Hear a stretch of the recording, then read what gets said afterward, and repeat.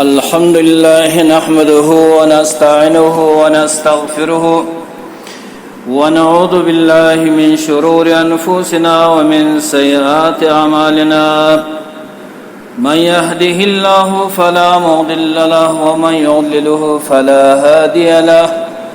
ونشهد أن لا إله إلا الله وحده لا شريك له ونشهد أن سيدنا وسندنا محمدا عبده ورسوله أما بعد فأعوذ بالله من الشيطان الرجيم بسم الله الرحمن الرحيم لكل أمة جعلنا منسكا صدق الله العلي العظيم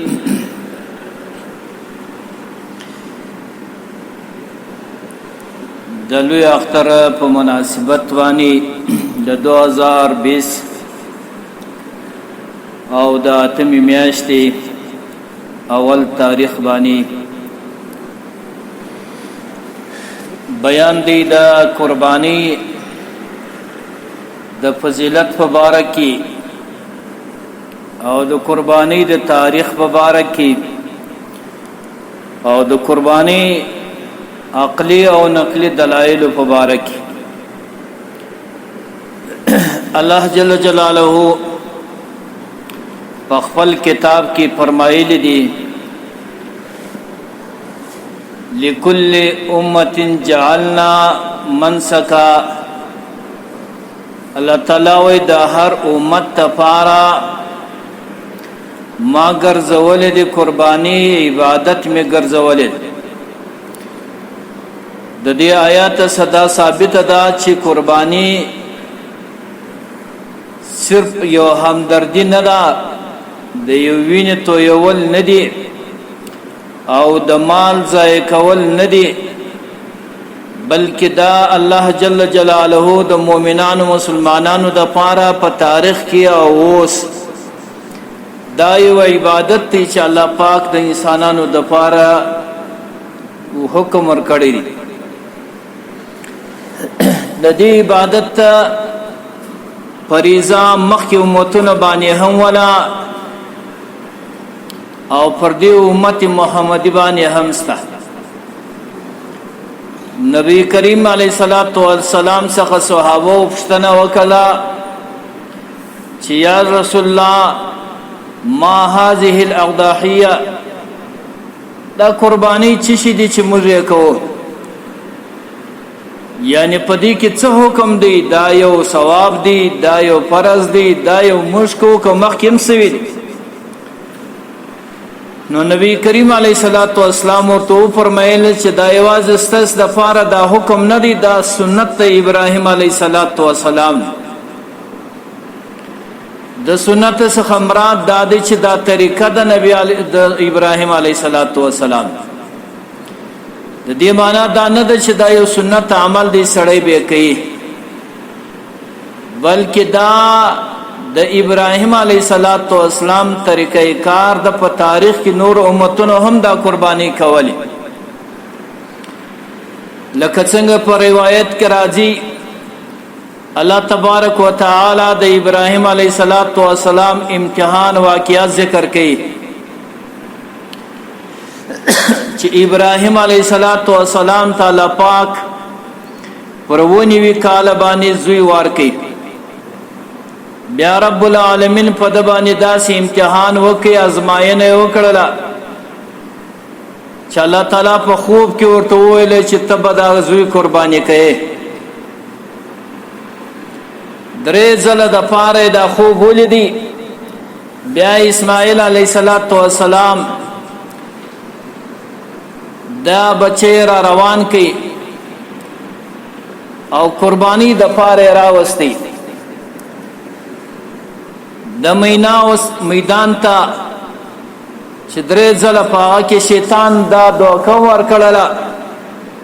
چې دا پلار دی قربانی کوي دا پلار دی علالي خدای په هغه دوکه باندې دوکه نسولو په هغه وینا باندې د شیطان د دوکه نسو الله جل جلاله دا امتحان د دې لپاره آسان کې په تاریخ د بشر کې تر اوسه پورې داسې نه ده پیښه شوې چې انسان دی خپل زوی قرباني کړي. ابراهیم علیه السلام دې ته تیار سلو، الله جل جلاله امتحان ور باندې آسان کړي. جبرائیل علیه السلام د جنت سره وستي او دا د فدیه ولا هغه حلال او دا ټول انسانیت ته در یوم القیامت ثابت کړلا چې الله پاک پر تاسو باندې لوی احسان کړی دی. که اوس رب العالمین دا حکم در باندې شوی چې تاسو بدلوي اختر په ورځ باندې زوی حلالوي، نو ډیره سخت خبره و چې دا به انسانانو کول، لیکن الله پاک هر حکم د انسان د وس مطابق وضع کړی دی چې بشر او انسان د دې وس لري نو هغه کولای شي. نو الله جل جلاله په خپل کتاب کې دا واقعیا بیان کړی دا او د انسانانو د پاره د قرباني یو طریقه بیان کړی دا چې دا یو عظیم نعمت دی. الله پاک دا غي په بدل کې چې تاسو به زوی قرباني کوي اوس څه قرباني کوي د دې ډیر غټ قیامت دی. حدیث کې راځي نبی کریم صلی الله علیه وسلم فرمای چې دا قرباني د قیامت په ورځ باندې الله تعالی به د انسان مخ تراولي چې څنګه په دنیا کې شکرونه ول، څنګه بیشتان ولا، څنګه بدن وو، هم په هغه شکل صورت به الله پاک دته پیش کی چې داستا قربانی ده. یو قربانی به پاویا قربانی باندې الله پاک وروتلی او الله جل جلاله دا امانت ودته وسپاري چې په دنیا کې تا دا قرباني کړې ولا مال دې نو ځای سوی، الله جل جلاله برته قرباني تا ته دادا پیش کړه. نو هر عمل چې د الله پاک په بین کې جمع سي هغه نه ځای کیږي. دویم روایت کې راځي چې دا قرباني والا جل جلاله ته دمر محبوب او مقربه ده چې په دې ورځ د لوی اختر باندې بل یو شی الله پاک ته دمر محبوب نه دی لکه څنګه چې قرباني ده. هر عمل په خپل وخت کې الله ته ډیر قدرمن او عزتمن دی. د خپل وخت او د خپل شکل چا شی واوړي بیا الله پاک ته قدر او عزت نه لري. نو په دې واجبانی په دې لوی اختر بسړې قرباني چې پر چا واجب ده دا به ادا کوي. داغه د پاره د امکان بیا نشته چې دای و زو د دې ورسته بیا له قرباني کوما. درې ورځې د پاره د قرباني اجازه ته اول ورځ افضل ده، دویمه او دریمه. د دریمه ورځې المر چې ولدي بیا قرباني وخت ختم شي او دا اختر یو قرباني باندې چې څومره بیشتان ولاړ دي. نبی کریم صلی الله علیه وسلم فرمایي چې دا هر بیشتا په یواز کې الله پاک انسان ته یو حسنه و نیکی ورکړي. فتویبو بها اے مسلمانانو په دې خبره باندې ځان ډیر خوشاله کړئ چې په هر بیشتا او په هر وړي باندې په هر تار باندې تا ته ونی کدر ملاویز. نو د دې حساب څوک کولای شي چې د پسه او د حیوان پر ملا او پر بدن باندې څومره بیشتان.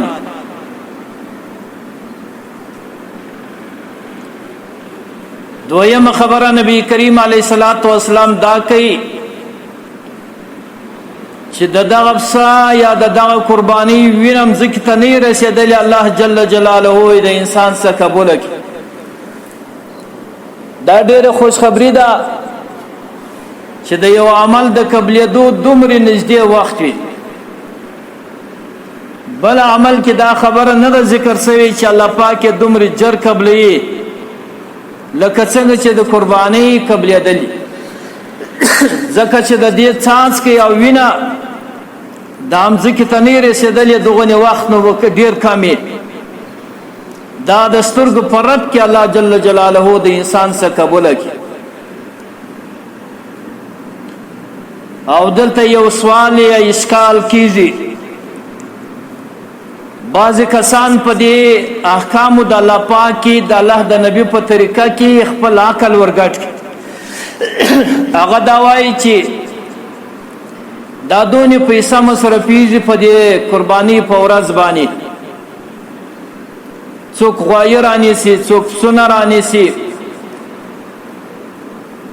او دا په عربونو پیسې په کربونو پیسې مصرفېږي. وایي دا را جمع سوی وای پر قومي مفاداتو باندې مصرف سوی وای، رفاهي کارو باندې مصرف سوی وای، یعنی دا باندې یو هسپتال جوړ سوی وای، په دې باندې یو روډ جوړ سوی وای، په دې باندې یو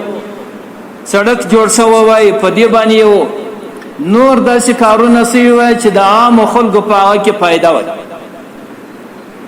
وای تاسو دا پیسې ټول ضایع کړله. ډېر خلک بېروزګار دي، هغه روزګار نه لري.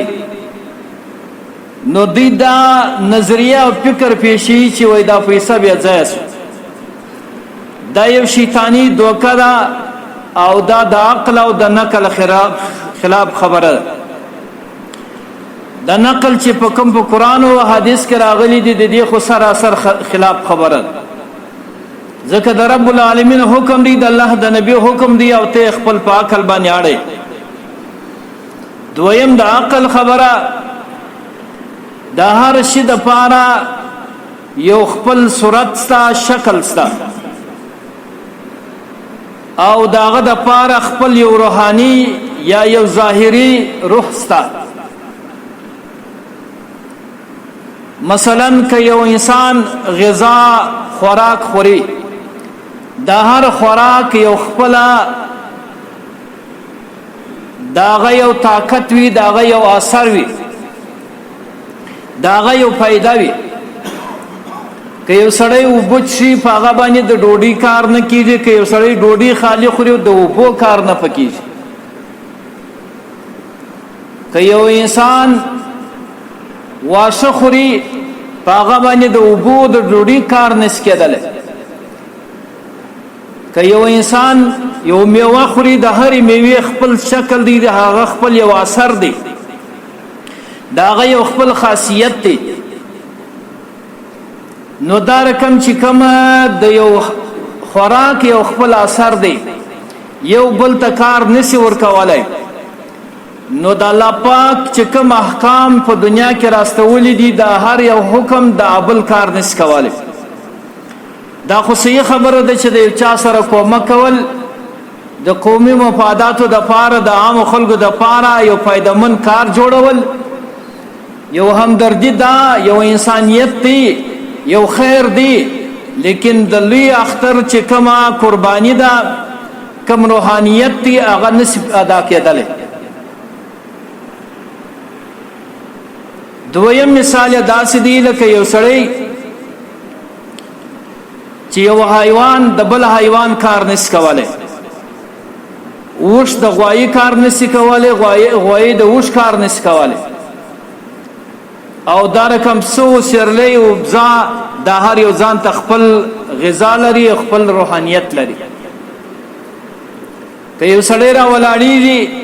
وایي زه د دې بزې څخه د اوښ کار اخلم، د غوایي کار اخلم، دا نشي کېدلی. هغه چې کوم خوراک کوي، کوم اثرات لري، هغه د بل سره نشي کېدی.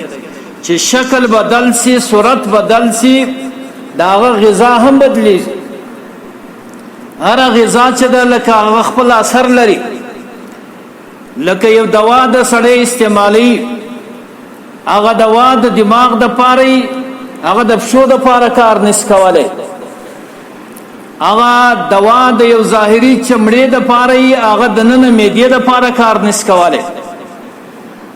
نو چې په یو غذا کې خپل اثر او خاصیت دی یو د بل کار نشي کولای نو تا څنګه ګمان کړی دی چې د رب العالمین احکام په خپل عقل بدلې او په دې پر ځای کې بدامه کړی وای دا خو هغه د يهودو د نصاراو رائے او فکر ده چې دای ګرمي موسم برالی دی بروجه نه نیولې ول بیا به په جمی کې ونسو یو 4-5 روزه یا 10 روزه بزیاتي ونسو نو د اسلام احکام هم خپل ځان ته روحانيت لري خپل ځان ته یو خاصیت لري هغه هم یو په بل باندې نشي بدلدل چې یو انسان کال 12 میاشتې مکمل صدقه او خیرات وکي وای دا د ثواب کارونه کومه لیکن د لوی اختر په ورځ باندې قرباني او اختر وای اخترې وای نه کوم دغه انسان ته د دې ټول کال ثواب د خپل صدقې ستا لیکن د قرباني کار نشي پکول کله وای چې زه د دې 12 میاشتو د صدقې ثواب ورکوم الله پاک زما سیوا د قرباني قبول کې نه قبلي یو انسان کال 12 میاشتې صدقه او خیرات کوي زکات نه پادا کوي یو انسان کبه روزه ونسی پاغه باندې بیا المزن ادا کی کلمنس کوي روزه نه نسی روزه نه پادا کی په یو حکم باندې بل حکم نه ادا کی دا خپل یو اثر دی دا یو خپل خاصیت دی د قیامت په ورځ باندې به هم هر حکم په خپل شکل کې را روان په خپل صورت کې به را روان دا غي بخپل یو وزن وي دا غي بخپل یو اثر وي دا غي بخپل یو کار وي لکه څنګه چې عذابونه روایت کې راځي الله پاک صورتونه ورکي د هر عذاب د پاره د هر ګناه د پاره الله پاک یو صورت ورکړي د مثال په تور باندې حدیث کې راځي چې سړی زکات نه ورکي دا به یو آفي مار وي د انسان په ارد ګرد بدن باندې براګرځېدلې انسان به په مخ مخ وي نو دوی به ګلاو شکایتو کې چې تول زما سره دومره ظلم کوي دغه مار د طرفه بدا ورته وویل چې زستا زکات یم تا په دنیا کې په ځان پر عزت کړي و ما نه دی لکولم زکات نه ادا کوي نو نن زکات الله پاک زما سره یو په مار واجدها مار جوړ کړي او دا سره راځي قران کریم کې الله تعالی فرمایي چې څوک د یتیمانو حق خوري د پنس کې به اور بل شي دا اور به داسې وي چې در دې خلو غوژونو در دې بدن به در دغه سوري به دا اور لمبي راوځي او هر سړی به دا ته ګوري چې دا د اور ډرم دی را روان دی کله چې منځونه کړي دغه سزا به د ته جلا ورکول کیږي په هغه منځبانی په هغه عمل باندې بیا دې نس خلاصېدلې د سزا جلا حکم دی او د فریضه جلا حکم نو لہذا د قربانی ادا کول چې دی په دې ورځ باندې پر انسان باندې واجب ده پدا په صدقه باندې نه ادا کیږي او دا د عام ټول مسلمانانو د پاره په دې کې خپل خاصیت شته په انسان کې سخاوت پیدا کوي او دغه د بخل بیماری ختمي لکه په زکات کې دغه خاصیت موجود دی یو سړی د سر درد ګولۍ وخوري یا د معدې ګولۍ وخوري نو پاغه کې دا یو اثر وی هغه یو خاصیت وی چې هغه بیماری ختمي نو په دغه حکم کې چې دی د انسان د روحاني بیماری ختمي چې هغه بخالت دی یو انسان کنجوس وي بخیل وي داغه د بدن سره په ګولۍ باندې د بخالت نه وځي نه په بل بیماری په بل خبره باندې وځي دا په دغه عمل باندې وځي چې زکات به ورکړي او قرباني به ادا کړي صدقه او سرسایه به کوي په دغه باندې دا بیماری روحاني بیماری ختمي دا د دې حکم اثر دی خاصیت دی دویم په دې حکم کې الله پاک یو شجاعت او غیرت یې شدي چې سړی دا قرباني کوي دا د یو شجاعت او غیرت سبق ورکول دي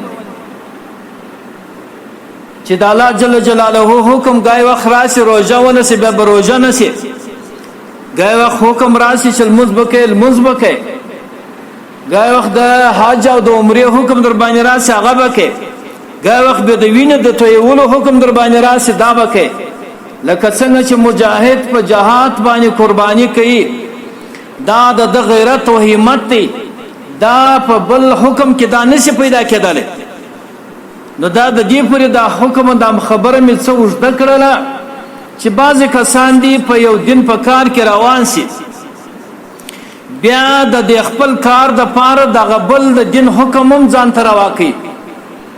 د مثال په طور باندې سړی دعوت او تبلیغ کې ولاړ سي دا خو د خیر لار ده د نیکۍ لار ده لیکن په دې باندې جهاد نه ادا کېږي جهاد ځان ته خپله فریضه ده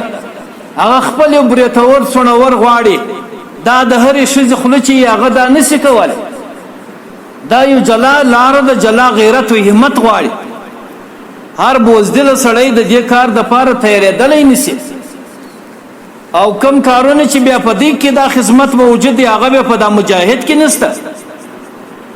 نو کوم فریضه چې بیا د ځان د اصلاح دپاره د باطن د اصلاح دپاره کې هغه بیا هلته ډېره نه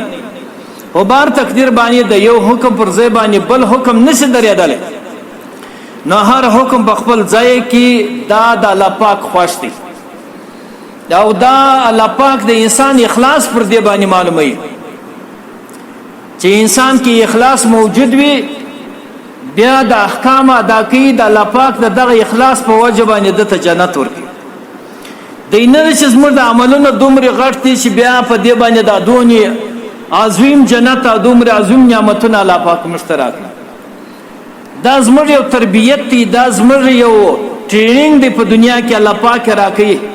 چې ته زما تابعدار جوړېږې که نه جوړېږې ته زما د نعمتو شکر ادا کوې په مال کې که نه ادا کوې په بدن کې ادا کوې که نه ادا کوې په محنت او په زحمت کې ادا کوې که نه ادا کوې که تا دغه اخلاص رب العالمین ته پیش کړي الله پاک ستا د اخلاص په بدل کې بیا تا له جنت درکړي نو انسان چې څومره الله جل جلاله ته اخلاصمن وي دومره ثوابونه زیات وي نو دا هر عمل چې بیا سړی کوي د الله پاک په اخلاص پر بنیاد باندې بیا کوي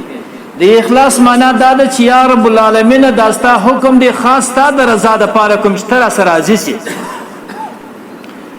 نو چې الله پاک راضي سول بیا دنیا هم د مسلمان د آخرت هم د مسلمان دی که الله پاک د انسان سره ناراضه سي بیا دنیا هم د انسان دپاره عذاب دی آخرت هم عذاب دی که ته وایې کافرانو مشرکان خو د الله پاک یو حکم هم نه مني او نه پر ځای کوي بیا الله پاک بلا تشبیه د جنتو غوندې ځایونه ولې ورکړي دي دا چې الله پاک دوی ته ورکړي دي دا په دې پسې بل لیکل کېږي د دې مکمل لیست په دې پسې تیار دی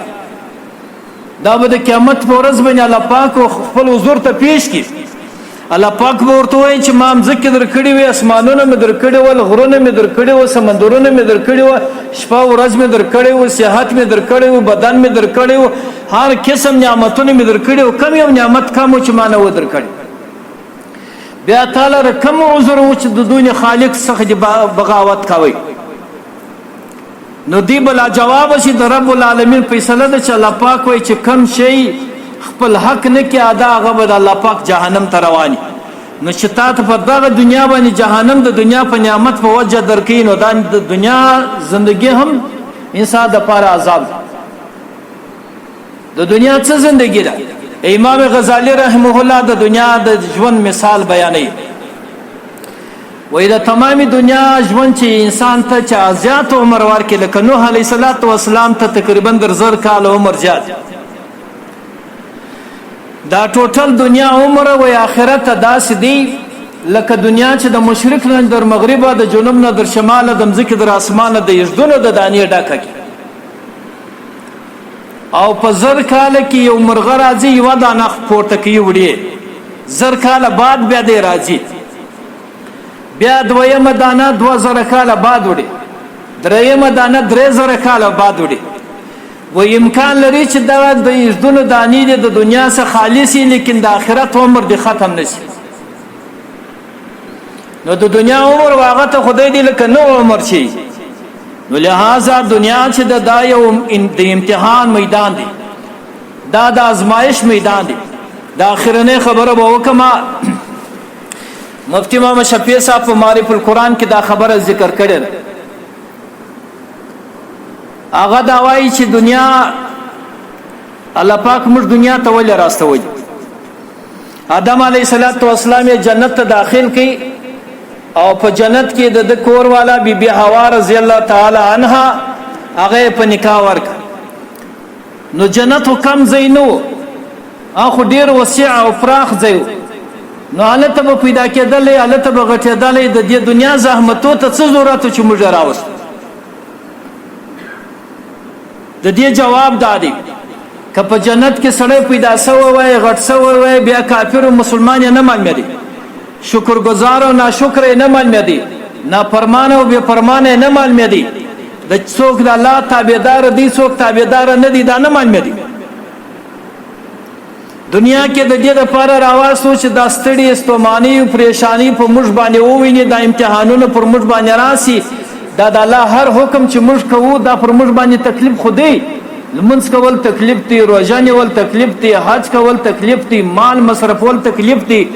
زکات ورکول تکلیف دی او دست تازه کول تکلیف دی.